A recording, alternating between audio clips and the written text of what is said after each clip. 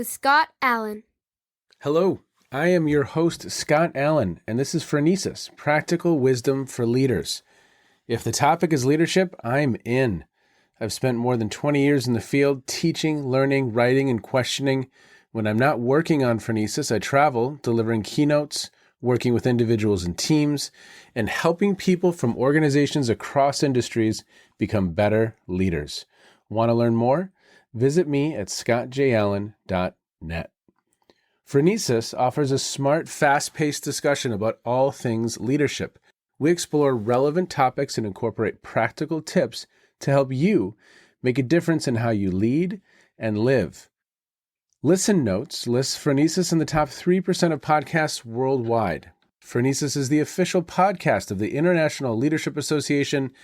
ILA brings together those who teach, study, and develop leadership, advancing leadership knowledge and practice for a better world. Learn more at ila-net.org. Finally, if you enjoy Phronesis, please subscribe to stay current on our weekly episodes. If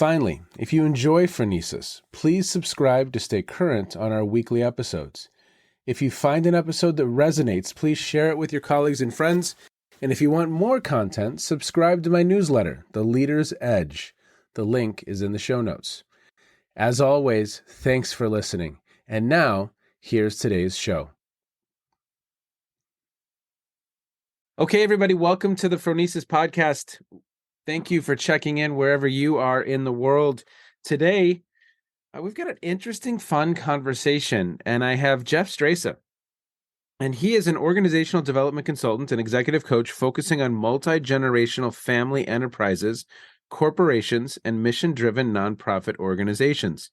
He has more than 25 years of experience working across industries in the areas of leadership development, organizational effectiveness, and family dynamics. He holds certifications in family wealth and family business advising. Jeff is passionate about helping family businesses and organizations create clarity out of complexity and inspiring leaders from all backgrounds to develop and master critical skills like coaching, communication, and emotional intelligence. He has developed innovative programs to guide next-generation leaders to reach their full potential in a fast-paced global economy. Jeff has served as Chief Talent and Learning Officer at Tolson Wealth Management, a multifamily office serving client families across the country. Prior to his role at Tolson, Jeff served as the Chief Human Resources Officer at Southern Methodist University. He has taught both undergraduate and graduate level courses as an adjunct faculty member in SMU's Cox School of Business, and currently serves as academic director for an award-winning leadership development program in SMU's executive education program. Early in his career, he held a private practice in marriage and family counseling as a licensed professional counselor before transitioning into organizational development and executive coaching. He is currently a member of the Teach for America DFW Advisory Board and Executive Committee. Jeff is based in Dallas, Texas. He is married with 2 adult children. He enjoys music, traveling, and cooking. We've talked about the music. We have a lot of commonalities when it comes to music, sir. Yes, we do. There's a lot of crossover. 70s guy, though you're a little bit of the 80s, so we blend the playlists, don't we? Yes. I was born in the 70s, but I think the first album I ever owned was Michael Jackson Thriller, and it was Valentine's Day, if I remember correctly, and I opened it up, and he was laying there with a tiger. And I thought, wow, that is the coolest thing ever. And then I think I got Styx, Mr. Roboto, like a 45, and the Go-Go's, like at Target. My mom would take me and I'd get a 45. So humble beginnings, but I found my way to 70s classic rock. Yes. I'm glad you worked your way backwards to the good stuff, for sure. So Jeff, obviously awesome bio and a lot going on there. What else do individuals need to know about you before we jump into our conversation today? I'm just at a point in my career where I really enjoy working not just with individual leaders and organizations, but really at the industry level. I work a lot in the wealth management space with advisors and financial leaders, financial professionals. I really enjoy that a lot. I really enjoy looking where the trends are with the research and helping leaders really kind of look around the corner on how to really help their employees stay engaged and effective. Something I'm excited about today for our conversation is that we're going to hone in on, your work with family businesses, because I think that's a unique context that I don't know is always given the attention that it deserves, but it's a fascinating context. I've worked with some family-owned businesses in my own practice. I know you've worked with a number of family-owned businesses and have several clients that are family-owned businesses. So what I would love to do is just take the conversation in a direction of what are some themes that you notice in your work with family-owned businesses? What do people need to have on their radar? What do they need to be aware of? Whether you're an owner of a family-owned business or you're working with a family-owned business. Well, I think it's interesting to start with a little bit around how I got into it. And that is really a confluence of my background, starting off as a marriage and family therapist, and then early on moving into organizational development. And later in my career, I had an opportunity. I left the university, I went into wealth management and really played a role where I was working about half the time on the human capital aspect of the firm, HR, training advisors. And the other half of the time, I began to work alongside the advisor with the families and the family-owned businesses. And so these were ultra high net worth families who either own businesses, operating businesses, or they had had a liquidity event, sold a business, and then they were managing some sort of estate and managing their resources. And I was able to work with the advisor to help with succession planning, with family dynamics, with family meetings, because when families really begin to accumulate a lot of wealth and they want to responsibly pass that on into generations, they need some sort of a governance system. They need a practical way to prepare and educate future generation family members to be responsible stewards of that wealth. And so that's really where I'd had sort of a mid to late career pivot and certified myself. I was able to really dig deep into this acumen of family wealth. And I just think there's some really interesting things for probably all your listeners to hear, because whether as consumers or whether they work somehow or with alongside family or family-owned businesses, it's going to affect all of us as consumers for sure. Well, talk about some of those themes. What are some things that stand out for you as you've worked with these organizations? One of the things that I think has been evident as part of family wealth consulting for probably the last 25 or 30 years is this proverb called shirt sleeves to shirt sleeves, which basically says the originator of the wealth, the one who created the wealth, male or female, begins a journey of building a business, doing something entrepreneurial, builds the wealth, really works very, very hard to accumulate that.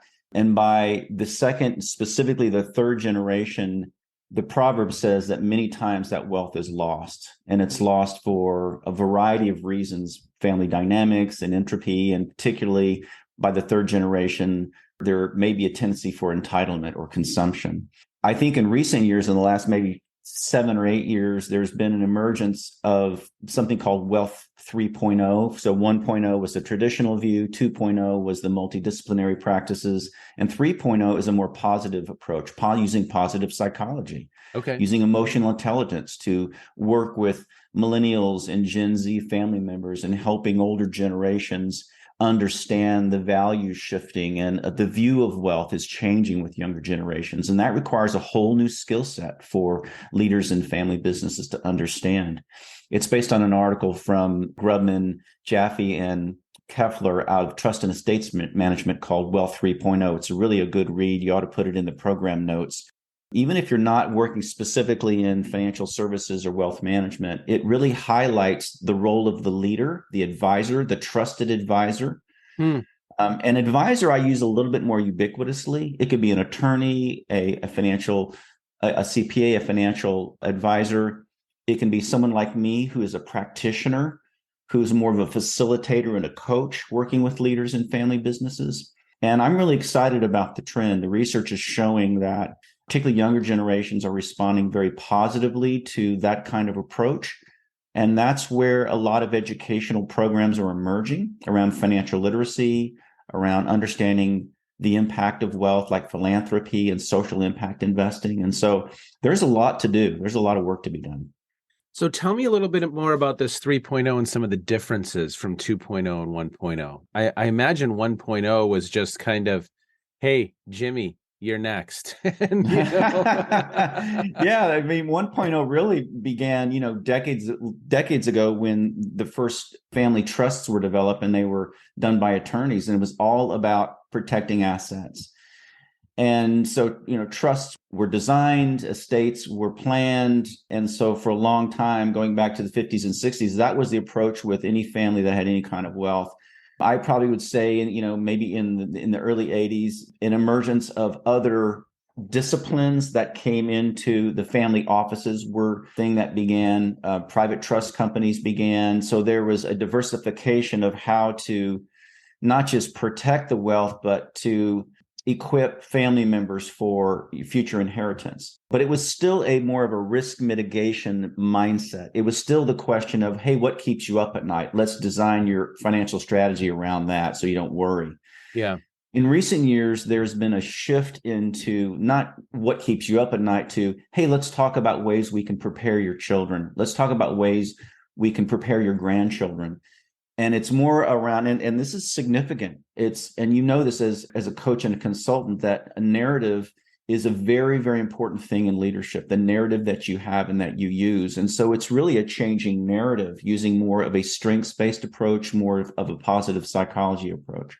And so I've really been involved in that in recent years in working with some of the authors and researchers and bringing that into my practice. It sounds like we're moving from kind of how do we protect our wealth, a lot of attorneys involved, a lot of financial planners involved, and that's important. That's critical.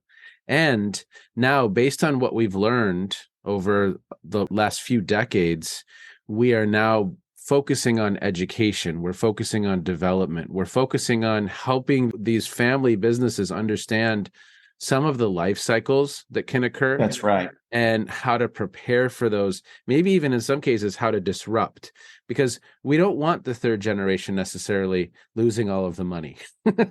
That's not good, right? No, and it's becoming more and more about legacy. Yeah. And so, I think you make a good point there about it's not just attorneys and CPAs and financial advisors in there. It's now not just multidisciplinary, which is the Wealth 2.0 perspective. It's the 3.0 perspective is the entire team is focused on well-being. It's focused on legacy. It's focused on values. And those are qualitative terms. And so what I see happening in the industry is that the professionals that have had more of the technical, financial, legal background training are getting skilled up on the qualitative skills. That's where a lot of my work is with Family Office Exchange. Some of the courses I teach at SMU in the executive education program are with physicians and engineers and CPAs that are trying to gain these qualitative skills. So it's not an either or, it's an and. Yeah, I love that phrasing. Well, and so it's interesting because I imagine that extreme wealth and family-owned wealth, with it comes its own set of unique challenges. There's a shadow side to all of that good. So what are some things that you see on that front that you find when you're doing some of this coaching, when you're doing some of this work? What are we preparing families to work through or hopefully potentially obviate or curtail? I would say probably in previous generations, primarily baby boomers and Gen X to some degree, there was I would say, a generational view of I need to protect my children from the indulgence of wealth because I worked hard to create it. It's almost like a benevolent authority approach. So there would be quite often a potential to withhold information, to really wait a long period of time before there would be any sort of empowerment or delegation of ownership or leadership in a family business. And that created compression. And that created a real dynamic tension, particularly with younger Gen Xers, millennials coming into the family business, the family system, the family enterprise. And so that shadow side emerged as suspicion or fracture or mistrust or restlessness. And I would say that education and facilitated meetings and coaching have been in part an anecdote to that because it's transparency is a great disinfectant. It begins to diminish suspicions or assumptions. And that's what I found a lot of times in family dynamics, is that there's just a lot of assumptions. I know Uncle Bill, and he's parked over there with the CFO title, and he really doesn't understand me or my needs, and so all these dynamics swirl around and really complicate the organizational effectiveness and complicate the employee engagement. Yeah. And so I think that's one of the tricky parts of family-owned businesses, is sometimes the entropy that can occur. Say more about entropy. What I mean by that in a family-owned business or family systems is that families can become insular if they are not seeking best practice, allowing other voices into the family system. That's why a lot of family-owned businesses have the practices is that if you're going to work in the business, you have to work outside of the family business first. Maybe go to college, you graduate, you work for, 5 to 7 years. Then you come into the family business and you earn your respect that way. You don't come in and park in a corner office when you're 23 and hang a VP title on that young man or young woman. Those are the kinds of things that can really blow up businesses. Not always, but many times that can occur. I'm working with a client here in my area that I live in, Dallas, and this is exactly, I would say this is a poster child, if you will, for what to do right. Worked outside of the business for 7 years, came into the family business, and with a very humble spirit started shadowing the vice president of operations, and really has, in a short amount of time, has really earned the respect of all of the non-family business leaders, Yes. which is really critical for succession. Yes. Well, again, there's so many dynamics like that, for instance, whether it's Uncle Bill being parked over as the CFO and really maybe not totally doing his job or her job, and people are afraid to confront them, or it's kind of worked around, or some of the dynamics where that you just mentioned of how do you integrate a second or third generation child into the organization and integrate successfully, right? It's Right. very, very important to do well. And if that individual isn't integrated successfully, or isn't, to your point, you used a key word there, I think it was humble, walks in with a sense of entitlement, or this is a done deal, that can probably be incredibly damaging to the culture. It can be, and it might not be as disruptive short term, but long term it will be very disruptive, because it'll cause the rest of the non-family member workforce to fall into disengagement, or just hang on to a safe job or a sure thing, and so that's why I think there's such a need with family-owned businesses to really pay attention to effective onboarding of family members, so that they can earn the trust and credibility of the rest of the office or the rest of the organization. What are a couple other best practices like that, Jeff, that you come across? So we got successful onboarding. We've got a system where there's education, there's development, there's planning, not just on the financial side, not just on the legal side, but there's planning from a developmental side for some of these individuals. Care and attention that's being given to onboarding and how we integrate some of these family members into the family-owned business.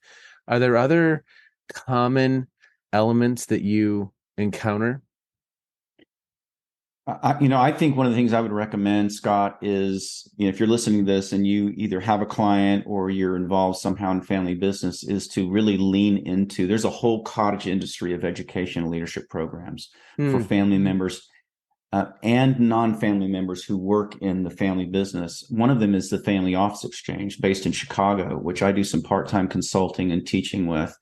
There are a number of programs that are very specifically designed for family members who are ascending in leadership responsibilities. Maybe they're in a foundation, or they're in a junior investment council or something like that, but they're preparing for leadership and ownership. And it's really a combination of those kinds of family enterprise skills and knowledge, along with the leadership skills. So, I really would recommend, again, we maybe could put that in the show notes. I would really recommend looking into those kinds of programs that are designed specifically for families. Yeah. And so we have family office exchange. So we're tapping into some of those resources. And then I imagine some of your work, Jeff, is just coaching the current leaders. again, in a dynamic or in a system, in any organization, there's hierarchy, there's levels of fear, there's levels of authentic feedback that's coming to the authority figure, and that varies widely depending on the authority figure. So I imagine some of your coaching and some of your work, these individuals built a business and they didn't necessarily have an education in how to lead effectively. They built a business and it was manufacturing or it was in some other domain. And so I imagine a good portion of your work also is taking some of those current leaders and helping them understand, okay, how do we create a culture, not build a business now, but create a culture where people, to use your phrase, you've used it a couple times, are engaged, are enthusiastic, see a future, right? Right. I think what we see in many organizations is a tendency when there's tension or disruption of conflict avoidance. In a family system, in a family dynamic, it can be even be more so. And I've seen many well-intentioned coaches, practitioners get involved in the family system and really get triangulated. And the family uses that person almost as a go-between because they really don't want to deal directly with tension, conflict, disruption, compression if there's a lack of succession planning. My approach to coaching is pretty straightforward about coaching individuals, training them to deal with each other one-on-one. Otherwise, I could fall into enablement myself. And so I think you've really got to be careful when you're a coach and you're working inside families, because that's going to be the tendency. Well, let's go there for a moment, because again, your background in marriage and family therapy, and we've talked about this in the past, how it can be such a benefit when engaging in this work of coaching, because you have some tools that maybe other coaches don't have. Family systems theory gives a very beautiful lens to some of the dynamics that are happening in groups. And so even that little clue that you just provided of, look, I could get into, you use the phrase triangulation, correct? I did. Yeah. I did. So I could get into a situation where there's triangulation, and even just having that language at your disposal, many coaches might not think of that, but it's critical because you're entering an existing system that has its own dynamics, its own norms, right? That's right. And I think that's really a good line of questioning there. It's similar to if you're a coach in a corporation, you still have to set boundaries. You're still basically playing the role of a faithful translator, especially if you're working with teams, not harboring, being a safe harbor, if you will. And there is the balance of confidentiality. If you're coaching multiple family members within a business, confidentiality and sort of truth telling. And so you can even see the language I'm using now in this podcast is I create sort of a language and I set the tone from the beginning. There was a family I was working with up in the Northwest that really wanted me to move more and more into a more of a family psychologist role, where they were trying to leverage me to mediate their conflict for them. And I really set my boundary. I said, look, I'm not a wealth psychologist.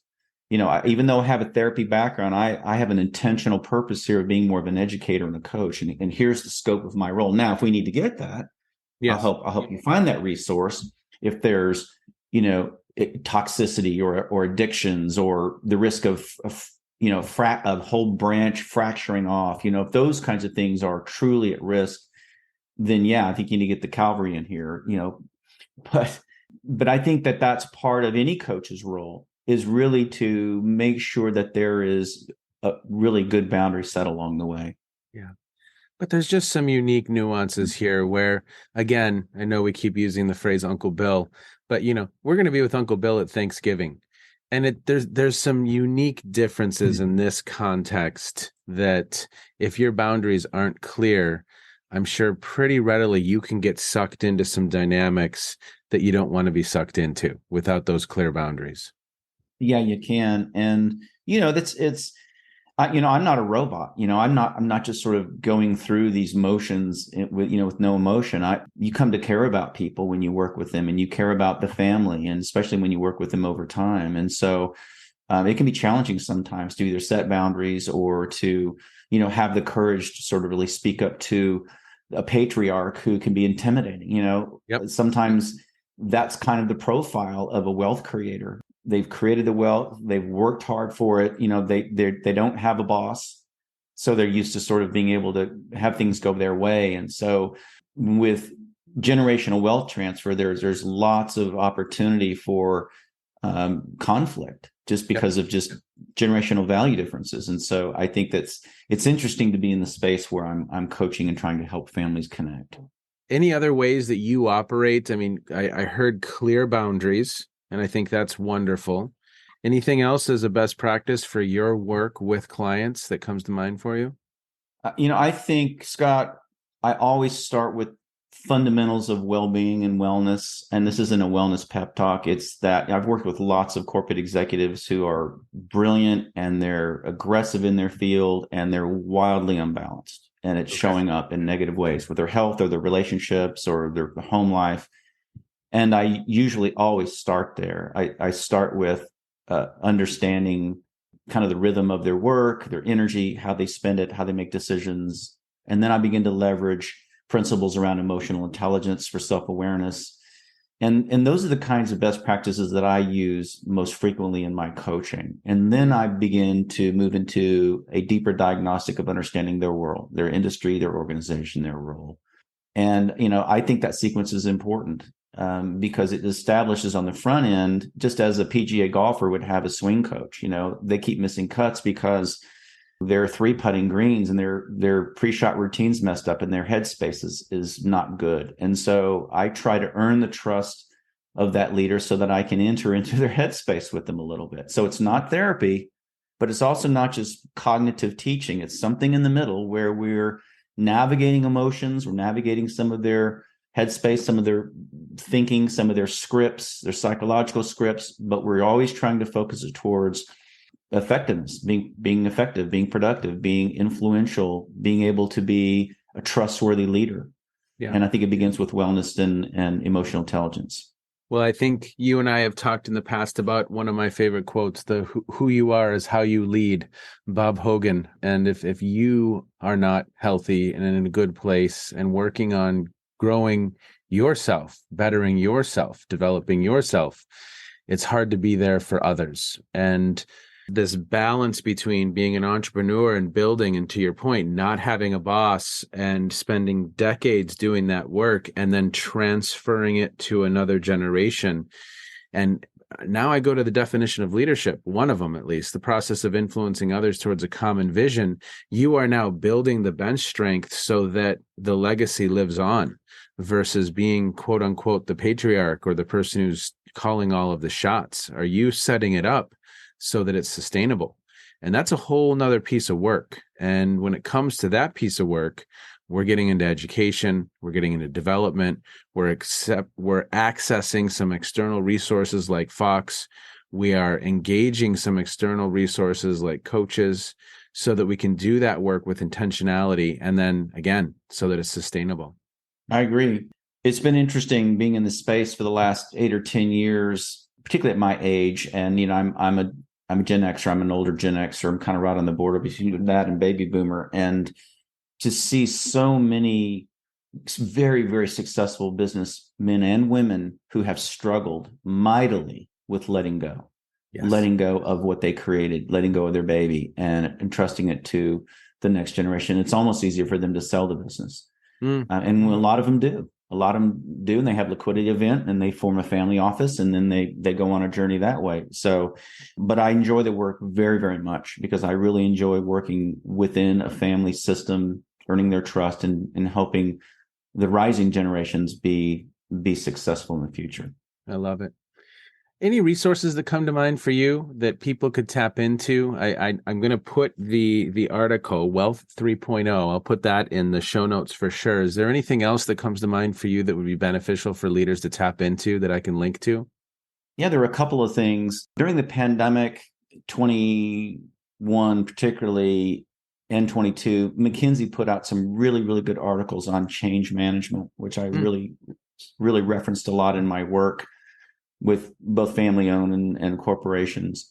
I think there's just a lot of good language and tools in there around pandemic recovery. And I still think we're going through pandemic recovery. I think that there are years ahead of us where we're still going to see the lingering effect of that. And much of that has to do with mental health, people kind of moving around the country, searching for purpose and meaning, and all of that disruption has created certainly some work for you and I in consulting and coaching. So that's one thing. Another is a new book that came out late last year called The Edge, and it's written by a friend of mine here in Dallas and one of his colleagues, Adam Tarnow and David Morris, and they wrote a book called The Edge, and it's really focused on helping the high potential in an organization understand how to accelerate their credibility and influence. And it's all based on values and leadership character. It's not like, quick little fixes and things like that, but it's a way to really create a language and a narrative to differentiate yourself. It's also effective for the more senior leader or the HR professional who's looking for high potentials to promote and to accelerate in their careers. It's a really good read. And then finally, I've also mentioned the Family Office Exchange for family-owned businesses or consultants that are working in family-owned businesses. It's just a wealth of resources for the coach. Okay, wonderful. Well, and I always wind down these conversations by asking my guests what they've been reading or listening to or streaming. What's caught your attention in recent times? Anything stand out for you? I go through cycles, Scott, where I've got my head down and I'm really reading McKinsey or I'm reading a leadership book, which I've just mentioned a couple of things. And then there are times where I cycle off of that and I give myself, my brain a rest. And when I travel, I'll either watch film or I'll do something that's completely unrelated to my profession. And the reason I do that is because it helps me with my creative side.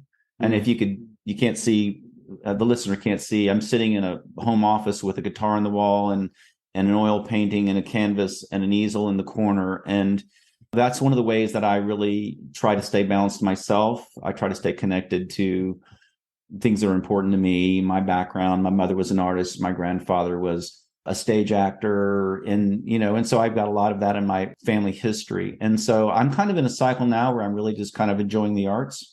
And that just helps me when I'm ready to kind of go back in. And sometimes it cycles a week and sometimes it's a month or so. I'm cycling. So I'll cycle off this and get back into the business side here soon. Yeah. Well, I know that you're a fan of music. And so I've mentioned this a couple times on the podcast recently, but one I would share with you as an opportunity is Rick Rubin has a new book called The Creative Act, which as a musician, I think you're going to very, very much love. It is just a great read. And I also recently finished Jeff Tweedy from Wilco, his autobiography, Let's Go So We Can Get Home, which again is just another wonderful kind of view into his thought processes and how he thinks about music and his life and his experiences. And so both are wonderful, but if you get a chance, listen, don't read, listen to Rick Rubin's book, The Creative Act. I tend to like those kinds of biographies. Paul Simon has one called Miracle and Wonder, which is incredible. Oh, nice. It's an interview. That's awesome. That's great. Well, sir, thank you for stopping in today. Very, very much appreciate it. We got a bunch of stuff for all of you in the show notes that you can access. And again, a fun, interesting nook and cranny of this conversation around leadership and how we help prepare individuals to be successful when assuming these very challenging roles, whether it's in a family-owned business or a Fortune 500. Jeff is right there in the middle, helping people do that work. So thank you, sir. Thank you. Okay, be well. What I really value in that conversation with Jeff almost isn't the conversation we just had, although that was great. It was very, very cool. And again, like I said in the conclusion, it's an interesting nook and cranny of this work. How do we help family-owned businesses be sustainable and for generations thrive? I think that's an important endeavor when it comes to the health of our country in many ways. But I also want to highlight, and this for me is the practical wisdom, Jeff just brings a very unique perspective to the work. He has so many different lenses with which he is viewing the work. I just love that, whether it's the family therapy, whether that's OD, HR, financial services. There's just a lot happening there, and that interdisciplinary lens I just really, really value. So everyone, thank you for checking in. Jeff, thank you so much for joining me, sir. Be well, take care, go out in the world and do some good. And as always, thanks for checking in. You have just finished another episode of Practical Wisdom for Leaders with Scott Allen. To contact me, visit scottjallen.net or send me a note at scott@scottjallen.net. I'm also on LinkedIn, so let's connect. If you have feedback, I'd love to hear it. And as always, thank you so much for listening. And now here's my daughter, Emily, with the outro.